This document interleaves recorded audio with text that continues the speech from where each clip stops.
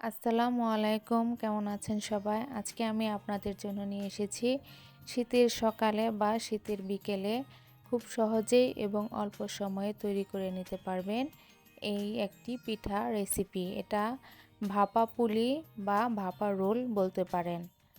খুব সহজে এবং কম সময়ে তৈরি করে নেওয়া যায় এই পিঠাটি। চলুন তাহলে দেখে নেই পিঠাটি আমি কিভাবে তৈরি করেছি। এখানে আমি 1 কাপ পরিমাণ পানি দিয়েছি, আর এখানে আমি এখন পরিমাণ মতো লবণ দিয়ে দিব।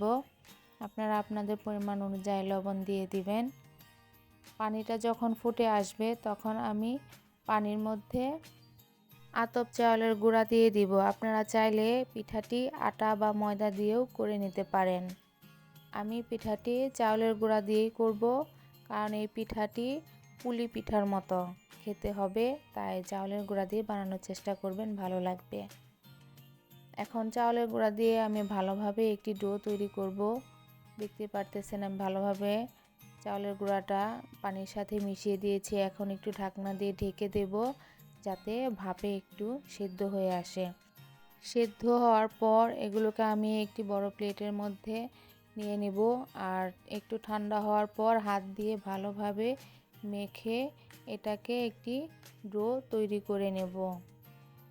ভালোভাবে মেখে নিতে হবে যাতে এর মধ্যে দানা দানা ভাব না থাকে। আর যদি একটু শক্ত শক্ত মনে হয় তাহলে একটু পানি দিয়ে ভালোভাবে নরম একটি ডো তৈরি করে নেবেন। এখন আমি এই ডো থেকে ছোট একটি লেচি কেটে নেব, আর এটিকে একটি রুটি বানিয়ে নেব। আমরা নর্মাল যে বাসায় পরোটা বানিয়ে থাকি ওই সাইজের একটি রুটি বানিয়ে নেব। পরোটার মতো একটু মোটা করে একটি রুটি বেলে নেব। দেখতে পারতেছেন আমি কিভাবে বেলে নিচ্ছি। বলার মতো কিছু নেই, আর এটা বলে বোঝানোর মতো না, দেখে দেখে বুঝে নিতে পারবেন কিভাবে করেছি। আমি পরোটার মতো একটু পুরো করে একটি রুটি বেলে নিয়েছি, আর এর মাঝখানে আমরা পাটিসাপটা পিঠার যেভাবে পুর ভরে দেয় ঠিক ওইভাবে পুর দিয়ে রোলের মতো করে শেপ দিয়ে ভাঁজ দিয়ে নেব, আর দুই পাশের মুখটা আমি আটকে দেব। এভাবে বানিয়ে নিয়ে তারপরে একটি পাত্রের মধ্যে পানি দিয়ে উপরে একটি ছাঁকনি দিয়ে তারপর এটাকে আমি ঢেকে 10 মিনিট সিদ্ধ করে নেব। আর আপনাদের যদি রাইস কুকার থাকে রাইস কুকারের পাত্রে দিয়েও সিদ্ধ করে নিতে পারেন। আমার পিঠাগুলো আমি 10 মিনিট সিদ্ধ করে নিয়েছি। এখন সুন্দরভাবে ছোট ছোট পিস করে কেটে নেব।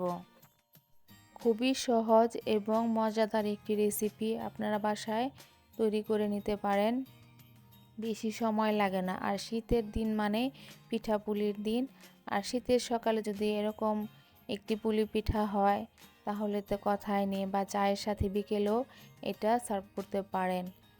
খেতেও ভালো লাগবে এবং দেখতেও অনেক সুন্দর, আর কম সময়ে তৈরি করে নেওয়া যায়।